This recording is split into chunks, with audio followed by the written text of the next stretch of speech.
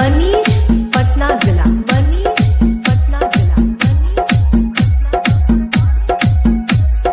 एही खाती घर में मारा मारी भइल बा, देवरा हमरे सतान के पुजारी भइल बा। एको कर मेरा तोरी से जिया को तुझ बोल मेरा एकियो बनी ना में कोली सैया के सारा पुर बनी सके।